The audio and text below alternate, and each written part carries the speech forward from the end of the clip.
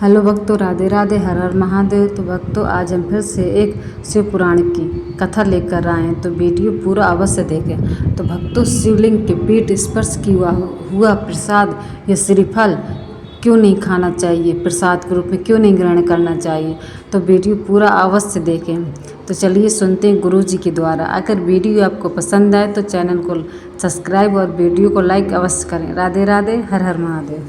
अद्भुत महिमा है।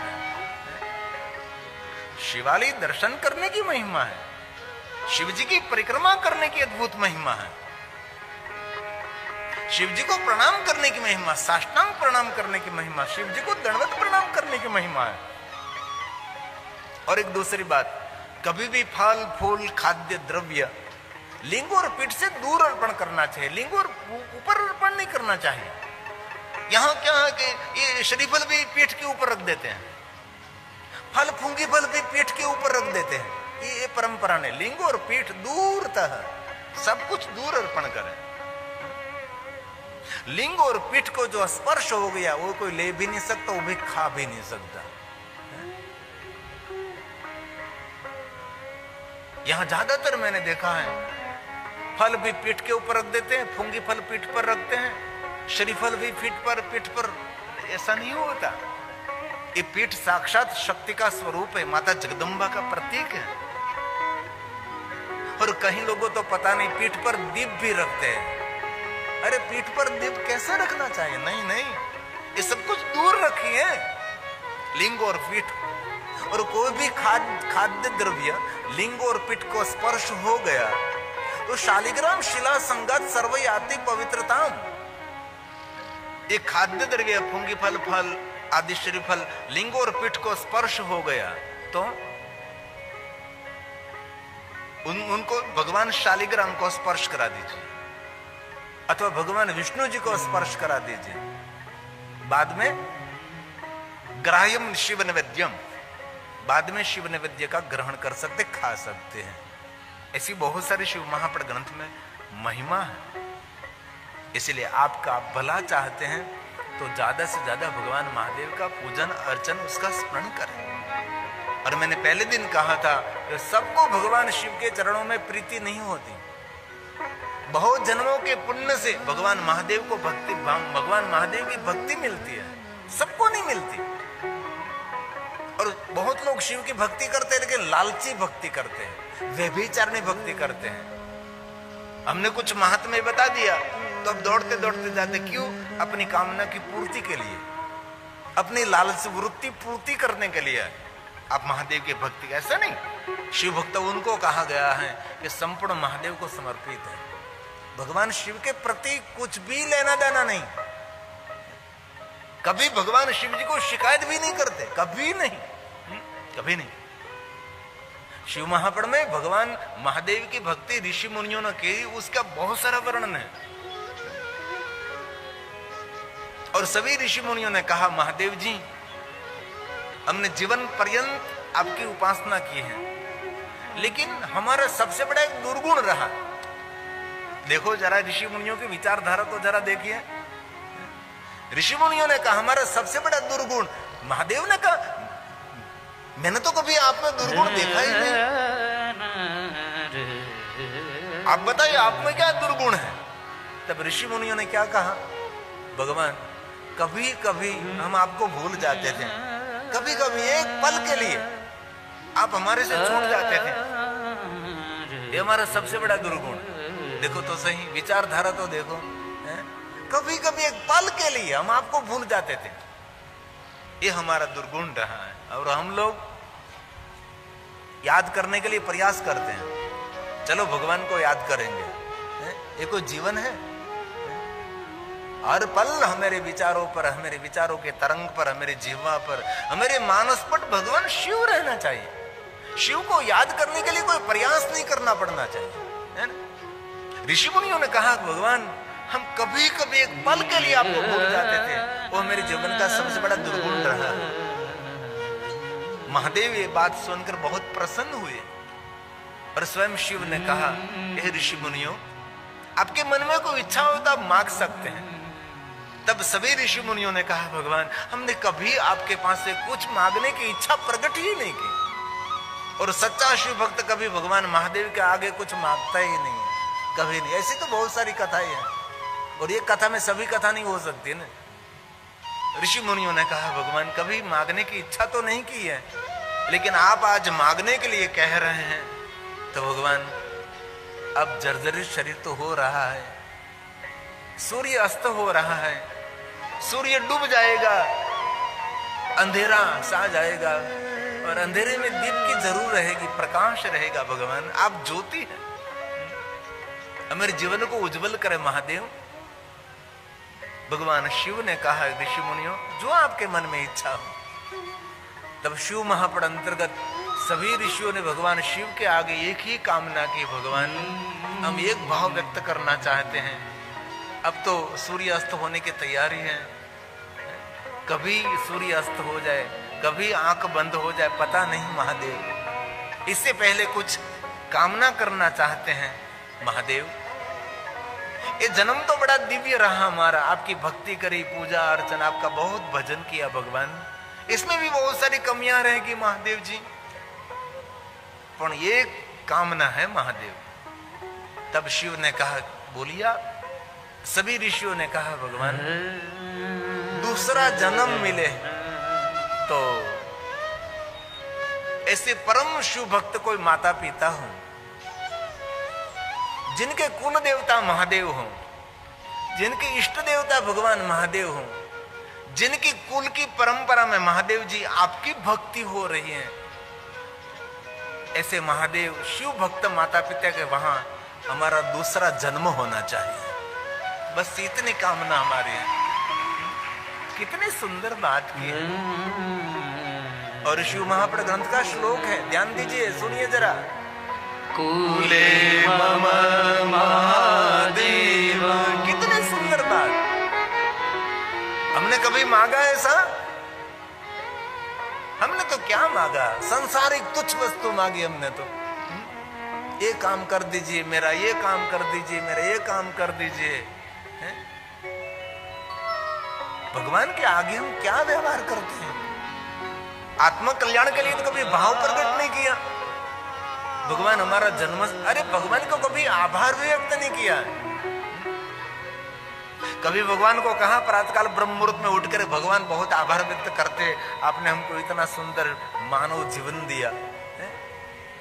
और कोई अंग भंग नहीं, दिव्यांग नहीं, इतना सुंदर जन्म मिला भगवान महादेव, बहुत आभार व्यक्त करते। कोई पशु मिले, पशु का अवतार होता तो क्या होता, कोई पक्षी बने हो तो कैसा जीवन होता होगा हमारा है? कहीं जंगल में प्राणी बने होते तो क्या हमारा अस्तित्व रहता, क्या हमारा जीवन रहता। इसलिए भगवान को आभार व्यक्त करे, भगवान आपने मानव शरीर तो दिया, लेकिन भगवान महादेव आपने हमको बुद्धिमति दी कि हम आपको याद भी कर रहे हैं। कथा श्रवण करते करते भी भगवान को कहना चाहिए, भगवान बड़ी कृपा रही, भगवान ये मनुष्य शरीर मिला तो कथा श्रवण कर रहे हैं, मनुष्य शरीर नहीं मिलता तो कथा श्रवण भी कैसे कर सकते हैं? कोई पशु का शरीर मिला होता तो कथा नहीं श्रवण कर सकते, कोई पक्षी का शरीर मिला होता तो कथा नहीं श्रवण कर सकते। ये मनुष्य शरीर मिला है तो हम सब भगवान की कथा श्रवण कर सकते हैं। भगवान बहुत आभार व्यक्त करते हैं। सभी ऋषि मुनियों ने कहा भगवान बस एक ही प्रार्थना है, परम शिव भक्त माता पिता के वहां हमारा जन्म होना चाहिए, शिव भक्त कुल में जन्म मिले, जिनकी कुल परंपरा में महादेव तेरी भक्ति हो रही है और तेरी उपासना हो रही है। और ये कोई काल्पनिक बात नहीं, ये शिव महापड़ ग्रंथ का श्लोक है। कूले मम महादेव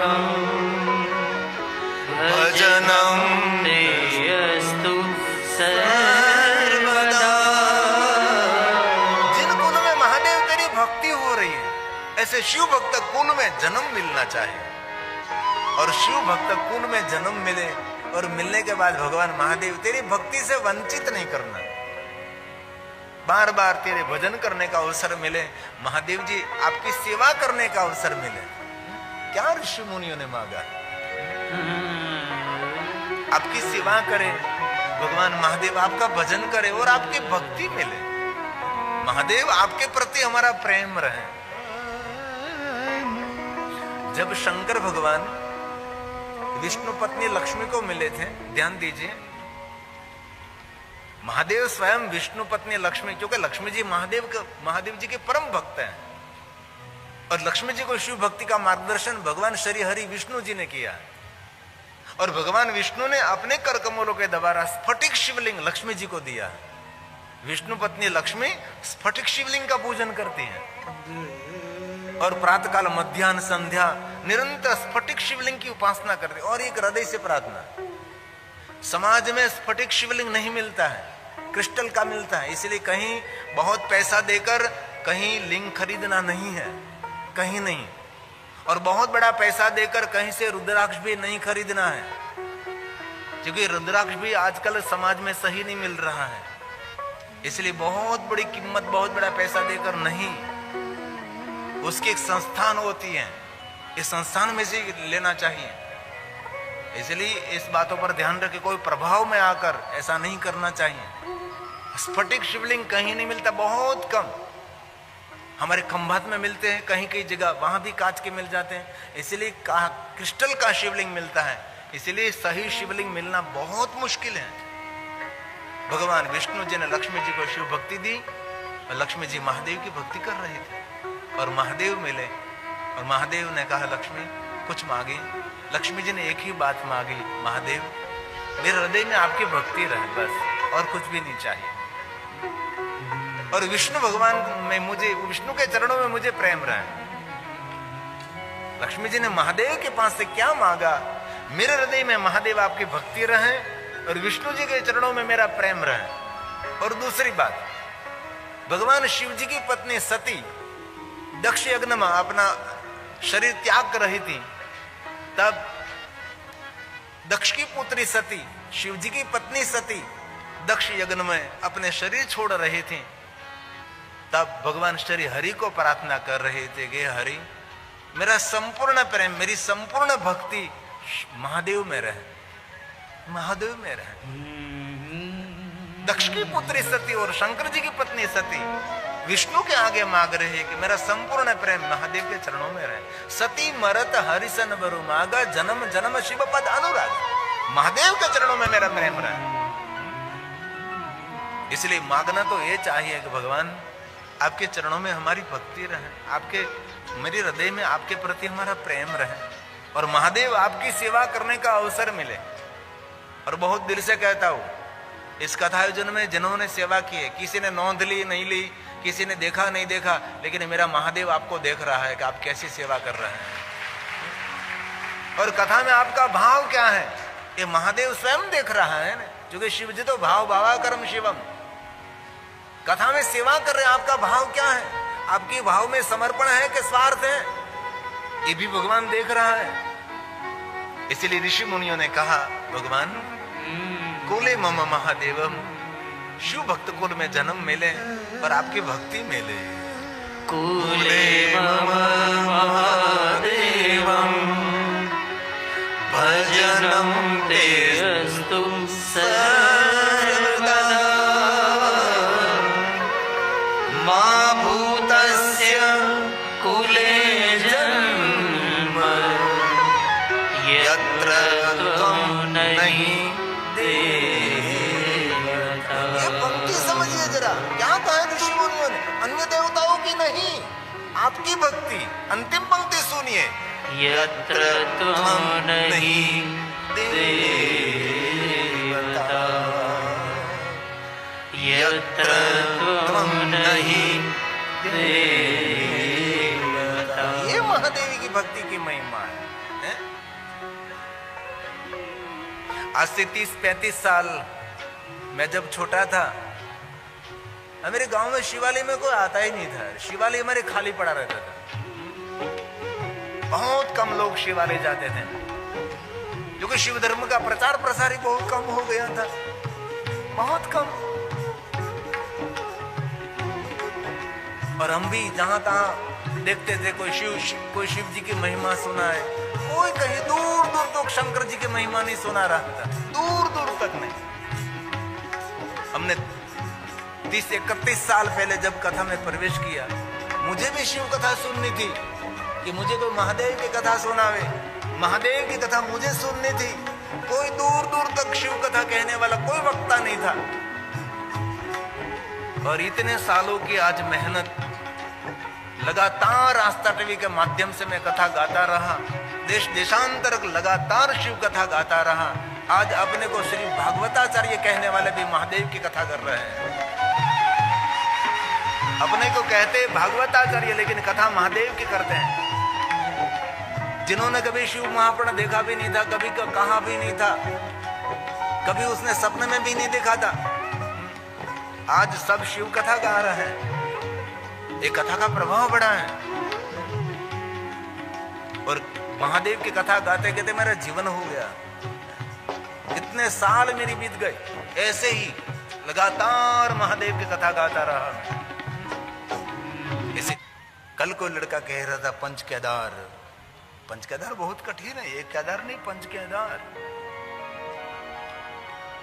और हम गौरव से कहते हैं धरती पर सबसे ऊंचा कोई देवता का मंदिर है, कोई देवताओं का मंदिर नहीं, धरती पर सबसे ऊंचा मंदिर है तो भगवान तुंगनाथ महादेव का मंदिर है। तुंगनाथ है, पंच केदार में तुंगनाथ है। केदारेश्वर तो ये सरल है, पंच केदार में जो तुंगनाथ है वो बहुत कठिन है। जिनका शरीर अस्त व्यस्त है वो तुंगनाथ नहीं पहुंच सकता। चारों तरफ बर्फीले बर्फीले पहाड़, इतने ऊंचाई पर शिवालय कैसे बना होगा? हमारे इतिहासकार ऐसा कहते हैं पांडवों ने बनाया मंदिर, 5 पांडवों ने मंदिर बनाए, लेकिन वहां के पहाड़ के लोग कहते हैं पांडवों ने नहीं बनाया, ये सभी शिवालय देवताओं ने बनाया है। जो तुंगनाथ की महिमा, जो पंच केदार में इतने भगवान महादेव के शिव स्थान है कि हम जीवन पर्यंत यात्रा करते रहे तो भाई शिव स्थान खाली नहीं होता।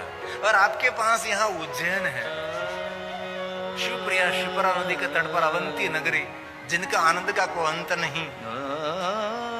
वहां 84 महादेव है। तो महाकालेश्वर महादेव हमारा ज्योतिर्लिंग, उससे भी प्राचीन बहुत सारे महादेव हैं। और आज वहां से हमारे 84 महादेव की यात्रा करने के लिए निकलते हैं तो इसमें 84 महादेव में पहला महादेव है अगस्त्येश्वर महादेव, कुंभ ऋषि अगस्त्येश्वर महादेव। उसके महंत हमारे मनोज पुरी जी आज कथा में उपस्थित है। मनोज पुरी जी, हृदय से हम आपका स्वागत करते हैं। और साथ में हमारे महाकालेश्वर महादेव के पुजारी श्री अजय शर्मा जी, अजय शर्मा, आपका भी बहुत हृदय से हम आदर करते हैं, बहुत हृदय से आपका भी धन्यवाद करते हैं। इनमें से बहुत कम लोग हो गए जिन्होंने 84 महादेव की यात्रा की। मैं पूछ सकता हूं कितने लोगों ने 84 महादेव की यात्रा की? बहुत गिने चुने लोग हैं जिन्होंने महाकालेश्वर जाकर 84 महादेव की यात्रा की। स्थानीय लोग जाते और कोई नहीं पहुंचता। 2 दिन 3 दिन 4 दिन लग जाते हैं। वैसे तो शांति से करे तो 3-4 दिन लगते हैं, लेकिन मुझे मनोजपुर ने रिकॉर्डिंग टीम के साथ, हमारी पूरी रिकॉर्डिंग, हर्ष से लेकर सब साथ में निकले थे। हमने 2 दिन में सभी शिवलिंगों की पूजा भी कर ली और सभी शिवलिंगों का रिकॉर्डिंग भी कर लिया। क्योंकि वहां के लोगों को मैं क्या कराया हूं कि 84 महादेव की यात्रा के लिए इतने लोग आने चाहिए, इतने लोग आने चाहिए कि रास्ते छोटे हैं तो इस रास्ते को बड़े करना पड़ेगा। इतने लोग 84 महादेव की यात्रा करने के लिए पहुंचना चाहिए। जो शिव स्थान सुनसान पड़े हैं, इस शिव स्थान को मुझे लोगों को पहुंचाना है। बहुत प्राचीन महादेव के स्थान है। पंचकेदार के अद्भुत महिमा, केदारम मध्यम तुंगम तथा रुद्रालयम प्रियम, कल्पेश्वर महादेव से लेकर सर्व पाप प्रणाशनम, ये पंचकेदार की अद्भुत महिमा है। केदारं मध्यमं तुंगम तथा रुद्रालयं प्रियं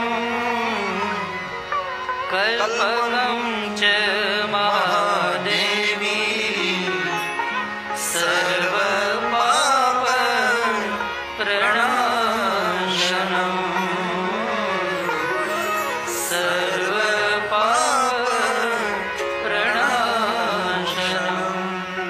कोई पंच केदार को याद करते हैं, ये मनुष्य के अपने जीवन के सभी पापों में से पंच केदार मुक्त करता है।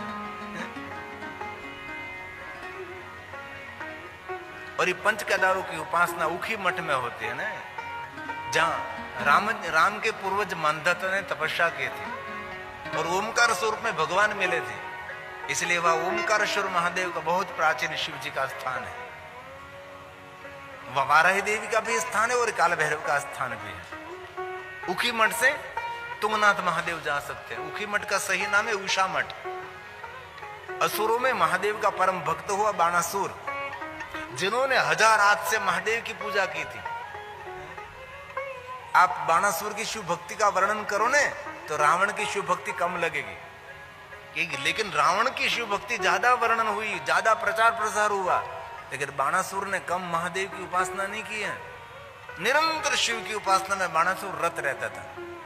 इंद्र को अपना सेवक बना लिया, पूरे देवलोक में सभी देवताओं को अपना परिजन बना लिया। इतना सामर्थ्य महादेव की भक्ति करते करते बाणासुर को मिला। सभी देवता उनके आगे तूर्ण लगने लगे और इंद्र की सभी संपत्ति उनके आगे घास के तूर्ण के बराबर लगने लगी, तो भी महादेव की पूजा करता रहा, महादेव की पूजा करता रहा। इतनी समृद्धि, इतना वैभव। शंकर जी उनको मिले, महादेव मिले, बाणासुर, अब तो क्या कमी रही। और वहां बाणेश्वर महादेव लिंग हिमालय पहाड़ में महादेव ने कहा, बाणासुर अब तो कोई कमी नहीं, देवता भी तेरे आगे छोटे लगते हैं, इंद्र की संपत्ति तेरे आगे घास के तूर्ण लगते हैं, और विश्व के सभी देवता तेरे परिजन बन गए, तेरे सेवक बन गए। बाणासुर अब तुझे क्या चाहिए? तब बाणासुर ने कहा था, महादेव जी, बाणासुर ने महादेव की पूरी स्तुति की है, बहुत लंबी स्तुति मेरे पास है। बाणासुर की दृष्टि में शिव कितने श्रेष्ठ हैं, एक असुर की दृष्टि में महादेव कितने महान हैं। तब महादेव ने कहा, हे बाणासुर अब तुझे क्या चाहिए? तब बाणासुर ने कहा, भगवान सब कुछ आपने दिया है और शिव सब कुछ देने वाले हैं। धन निर्धन को देत सदा ही, जो को जहां से हो फल पाई। स्तुति कही विधि करे तुम्हारी, हर हो नाथ बचूक हमारी। शंकर हो संकट के नाशन, विघ्न विनाशन, मंगल कारण योगी तिमन ध्यान लगावे। नारद सारद शिष्य नमावे, नमो नमो जय नमः शिवाय। सूर ब्रह्मादि का पार न पावे, ये भगवान शिव है। और एक बात दिल से याद रखना, कोई दंपति को पुत्र और पुत्री नहीं है तो हमारे लोगों के जैसे पास आने की कोई जरूर नहीं है, कहां कहां पहुंच जाते हैं आप। आपको पुत्र नहीं तो हमारे लोगों के पास आने की जरूर नहीं है। भगवान महादेव के द्वार खटखटाओ, पुत्र हिनकर इच्छा कोई, निश्चय शिव प्रसादते होई। और शंकर भगवान की साधना से जो पुत्र मिलता है ना, वो पुत्र मनुष्य जैसा नहीं होता, वो पुत्र देवता तुल्य होता है, जो महादेव ने दिया है। ये शिव की कृपा, ये महादेव की कृपा।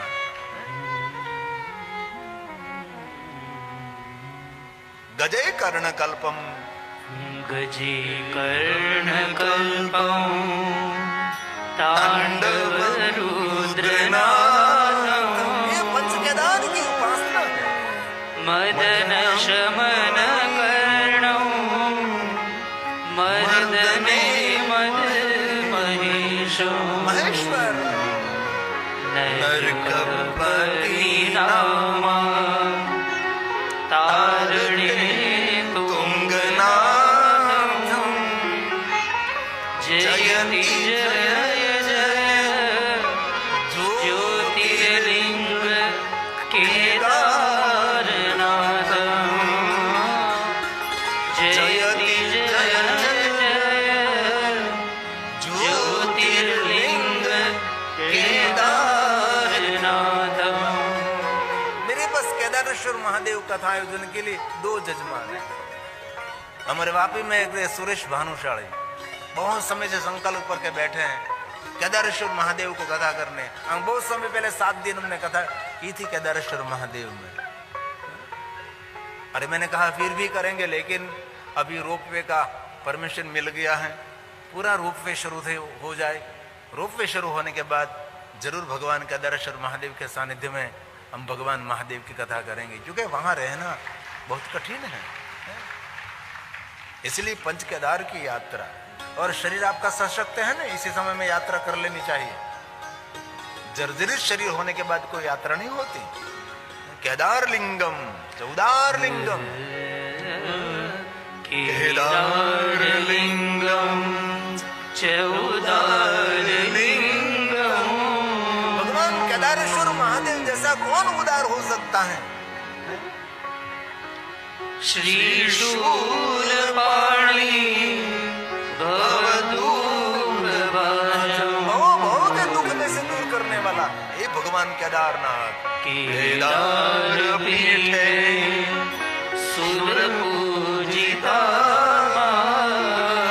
केदारेश्वर की कौन पूजा करता है? देवता, सूर। ये केदारेश्वर की महिमा है। केदारनाथं मनः स्मरामि। केदारनाथं हृदय स्मरामि। ये केदारेश्वर महादेव की महिमा है। पंच केदार की अद्भुत महिमा है। एक है केदारेश्वर, एक है कल्पेश्वर, एक है रुद्रनाथ, एक है तुंगनाथ और एक मध्य महेश्वर। ये पंच केदार है। और ओमकारेश्वर महादेव के मठ में है। उनकी बहुत सारी महिमा है भगवान महादेव के लिंग स्वरूप की। हम जब गए थे ना पहाड़ में, ये ऊखी मठ है, अभी जो टेलीविजन में देखते हैं ना, ऊखी मठ। राम की पूर्वज बंधता ने वहां तपस्या की थी। और ये आपका ओमकारेश्वर महादेव है ना, यहाँ हमारा ज्योतिर्लिंग। तो ओमकारेश्वर महादेव के बीच का जो पहाड़ है ना, वो भी मानधतापुर में है। ये 6 किलोमीटर का पहाड़ है। वहां भी राम के पूर्वजों ने तपस्या की थी। वहां कावेरी और नर्मदा मिलते हैं ना, वहां कुबेर जी ने वहां तपस्या की थी। ये ओमकारेश्वर महादेव की अद्भुत महिमा है। घबराने की कोई जरूर नहीं। भगवान डमरू बजा रहे हैं आकाश में, मेघ गर्जना हो रही है। चूंकि पर्यावरण के साथ हम लोगों ने छेड़छाड़ की, तो पर्यावरण ऐसे ही छेड़छाड़ करते हैं। बहरे में हमने जहां प्लास्टिक जलाया, कचरा जलाया, धुआं निकाला, हमने टायर जलाए, वृक्षों को बहरे में हत्या की, रोड बड़े करने के लिए वृक्षों को काट दिया, जंगलों को जला दिया। तो ये सब होता रहता है। पर्यावरण को हम लोगों ने डिस्टर्ब किया है, तो अब ये भी हम लोगों को डिस्टर्ब कर रहे हैं।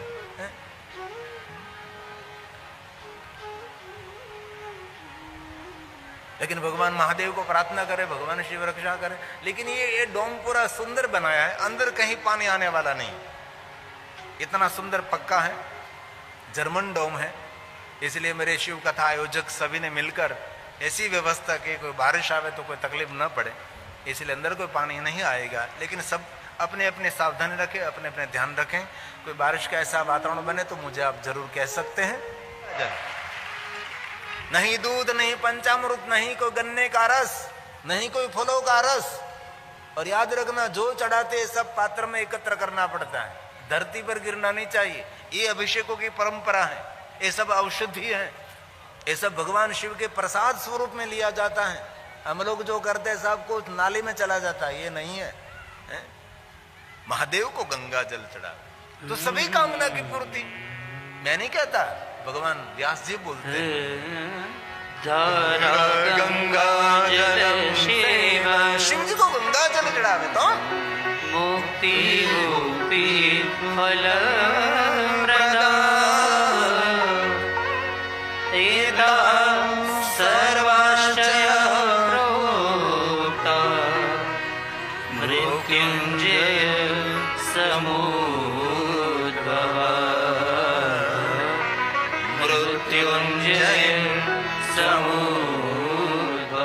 भगवान महादेव को गंगा जल चढ़ने से मनुष्य अपमृत्यु अकाल मृत्यु से मुक्त रहता है। और जब महादेव को गंगा जल चढ़ाते हैं तब उनकी महिमा मृत्युंजय मंत्र बोले,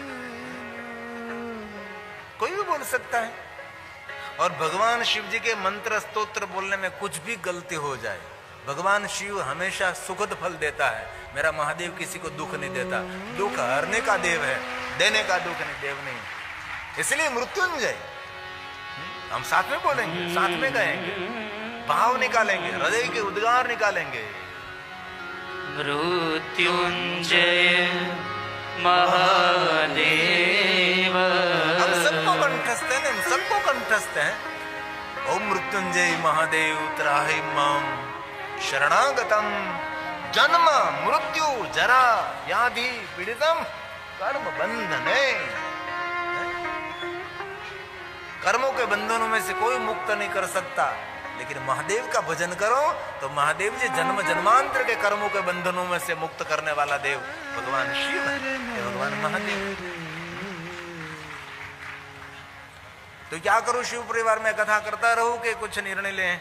ये सब आ रहा है कथा करता रहूं? कोई बात नहीं, शाबाश, आपके श्रद्धा को मेरा दंडवत प्रणाम। क्योंकि कल भी पवन आई थी 6 बजे के बाद,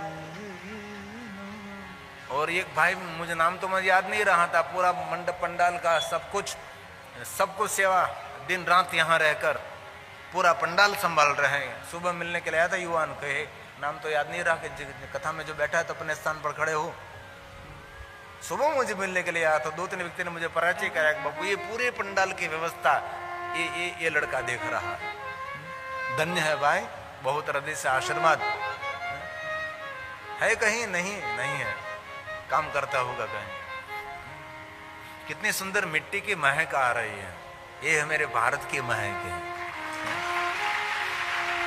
सुंदर मिट्टी की महक आ रही है।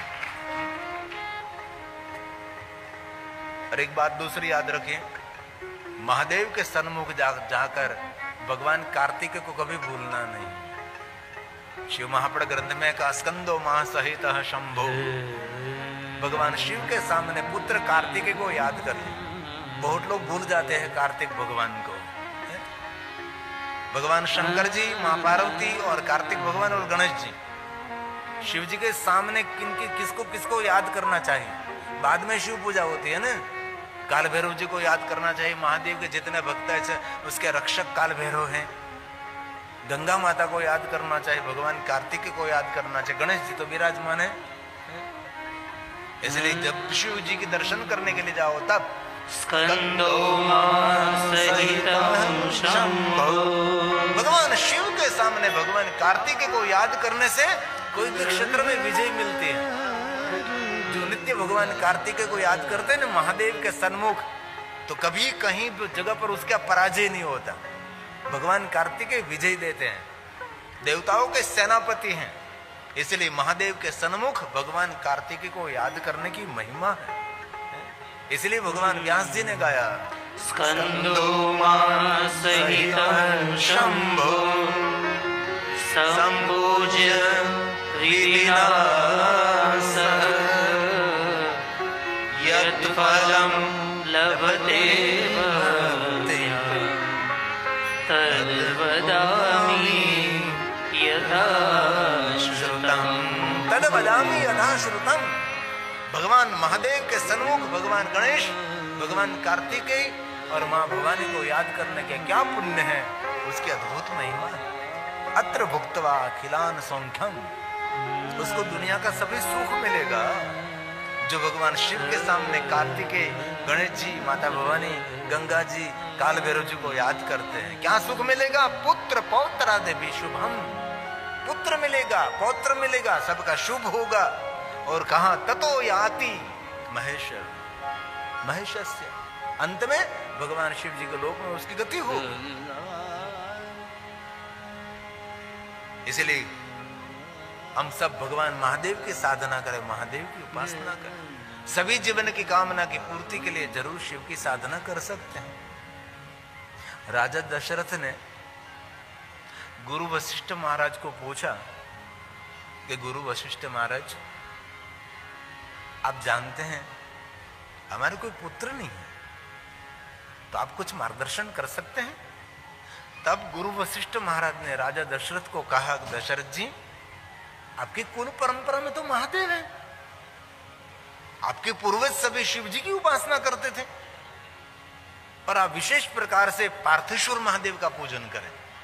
कितनी सुंदर बात कही। और राजा दशरथ ने स्वयं ने, गुरु वशिष्ठ महाराज ने मार्गदर्शन किया, और राम के पिताजी राजा दशरथ जी ने पुत्र कामना की पूर्ति के लिए पार्थेश्वर महादेव की पूजा की। जो मिट्टी में से शिवलिंग निर्माण करके विशेष प्रकार से महादेव की पूजा की जाती है। आप स्वयं भी कर सकते हैं, कोई विद्वान आचार्यों को निमंत्रित करके कर सकते हैं, और आप भी कर सकते हैं, प्रेम पूर्वक कर सकते हैं। और कोई मंत्र स्तोत्र कंठस्थ नहीं है आपको, तो ओम नमः शिवाय बोलकर भगवान महादेव का पार्थेश्वर पूजन कर सकते हैं। और शिव की पूजा के लिए मंत्र स्तोत्र कुछ भी कंठस्थ नहीं है, तो ओम नमः शिवाय बोलकर भगवान महादेव की संपूर्ण पूजा हो सकती है। शिव महापुराण ग्रंथ में मेरे पास श्लोक हैं, जो कठिन कठिन विद्वत्ता सवर वेदोक्त मंत्र बोलकर जो कोई मनुष्य महादेव की पूजा करे तो समान फल मिलता है, लेकिन ओम नमः शिवाय बोलकर जो शिव जी की पूजा की जाती है तो उससे कोटि गुना फल ज्यादा मिलता है। इसलिए आप मन छोटा ना करें। ये तो विद्वान लोग जो पाठशाला में पढ़े हैं वो विद्वत्ता सवर पूजा कर सकता है, हम लोग कहीं पाठशाला में नहीं गए हैं, तो ओम नमः शिवाय बोलकर भगवान शिव की पूजा करें। ओम नमः शिवाय, ओम नमः शिवाय, ऐसे बोलकर शिव की पूजा कर सकते हैं आप। और शिव की पूजा कभी निष्फल नहीं होती, और भगवान शिव जी का नाम कभी निष्फल नहीं होता, हमेशा फल देने के लिए कार्यरत रहता है। इसलिए भगवान वेद व्यास जी ने कहा पुत्रार्थे पुत्रार्थे पार्थिवो मूर्ति शेवो दशरथो हि सः। राजा दशरथ ने पार्थेश्वर महादेव का पूजन किया। गुरु वशिष्ठ महाराज ने सुंदर राजा दशरथ जी को मार्गदर्शन दिया है, और राजा दशरथ अकेले ने पूजा नहीं की। दशरथ के साथ कौन कौन महादेव की पूजा कर रहे हैं? कौशल्या तत्प्रिया मूर्ति, माता कौशल्या जी तत्प्रिया मूर्ति, जो प्रेम मूर्ति है, सबके प्रति प्रेम रखती है, इसलिए प्रेम से प्रकट होई में जाना है? माता कौशल्या ने पार्थेश्वर महादेव का पूजन किया है। पार्थिवी शांकरी मुदा, किसने मार्गदर्शन किया होगा?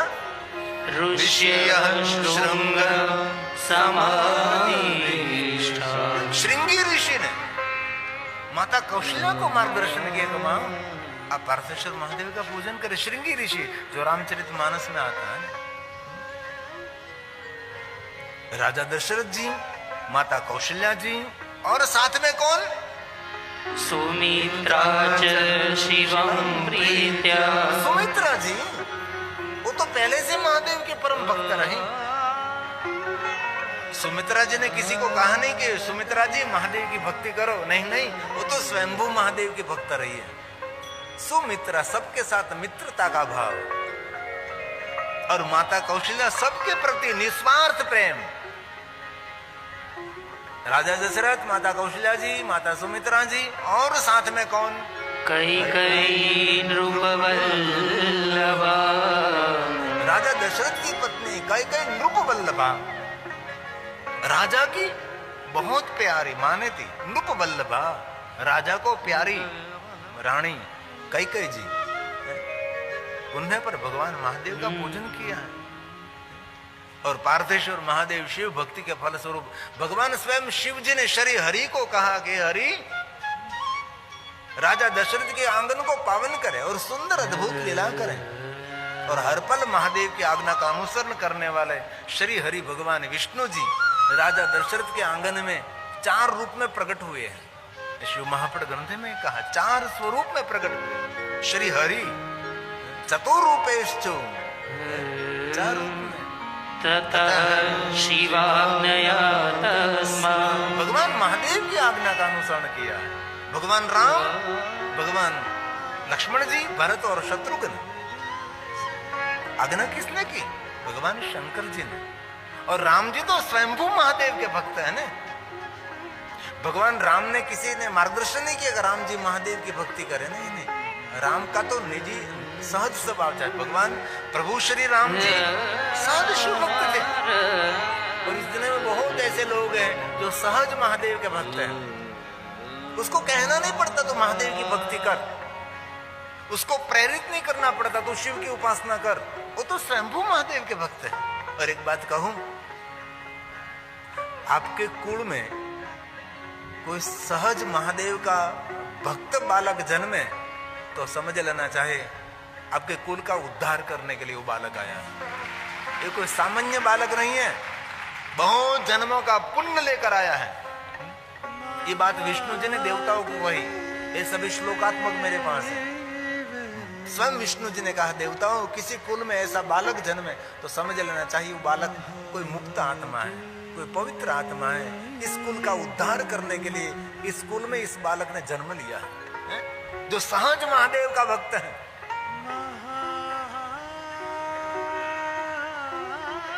आज सुबह सुबह में गायत्री परिवार के भाई बहन सभी मिलने के लिए आए थे, और गायत्री परिवार समाज के लिए बहुत सारा कार्य कर रहे हैं। गौशाला से लेकर औषधि से लेकर पुस्तकों का वितरण से लेकर, और खास करके हमारे गायत्री परिवार की बहनों गर्भ संस्कार का बहुत बड़ा काम कर रहे हैं।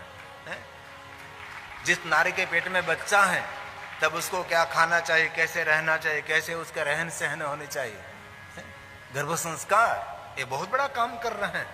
गायत्री परिवार में बहुत कुछ काम हो रहा है, और बहुत हृदय से कहता हूँ, गुरुदेव राम शर्मा आचार्य ने पूरे जीवन पर्यंत लिखा। इसने जो लिखा है ना, इतना हम जीवन पर्यंत पढ़ भी नहीं सकते, इतना गुरुदेव ने लिखा है। ये गायत्री परिवार है, सब अलग अलग सेवा कार्य कर रहे हैं, समाज के अंदर कुछ अच्छा कर रहे हैं। राम सहज महादेव के भक्त हैं, इसलिए भगवान व्यास ने कहा, राम सहजो नित्यम, राम सहजो नित्यम, नित्य। पार्थेश्वर महादेव की पूजा राम जी करते थे। पार्थिव समपूजत, किसी ने कहा नहीं राम जी को का पार्थेश्वर महादेव का पूजन करे।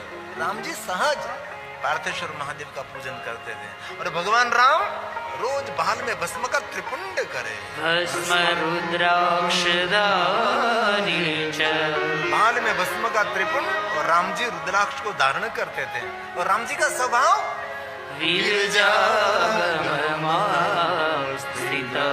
अपने में स्थिर रहने वाला देव, दूसरे में स्थिर नहीं रहता था। हम लोग दूसरे में रहते हैं, इसलिए दुखी रहते हैं। भगवान राम जी अपने स्वयं में रहते थे, इसलिए राम जी महादेव जी के परम भक्त रहे। और राम जी जहां जहां गए हैं, भगवान राम जी ने भगवान महादेव के लिंग स्वरूपों की स्थापना की। ऐसे बहुत सारे भगवान महादेव जी की लिंग स्वरूप भगवान राम जी ने स्थापित किया है। वन की यात्रा के लिए भगवान राम निकले, गंगा के तट पर पहुंचे तो केवट की उपस्थिति में भगवान महादेव की पूजा की राम जी ने, लक्ष्मण जी ने। और जग प्रसिद्ध रामचरितमानस में बात है। और माता सीता ने गंगा की स्तुति की, और राम जी ने महादेव के लिए जो गाया है, महादेव के लिए कहा है। राम से मुख से निकली हुई भगवान शंकर जी की दिव्य स्तुति है। और मैं आपको क्या कहूँ क्या ना कहूँ, ये बड़ा प्रश्न है। हेलो भक्तों, राधे राधे, हर हर महादेव। तो भक्तों, कैसी लगी आपको ये शिव कथा? आपने इस वीडियो में देखा होगा कि क्यों नहीं चाहिए खाना चाहिए हमें वो प्रसाद जो शिवलिंग की पीठ से स्पर्श हो जाए। तो भक्तों, ऐसी वीडियो देखने के लिए हमारे चैनल डिस्कवरी ऑफ धर्म को सब्सक्राइब अवश्य करें और हमारे चैनल से जुड़े रहिएगा। धन्यवाद। हर हर महादेव।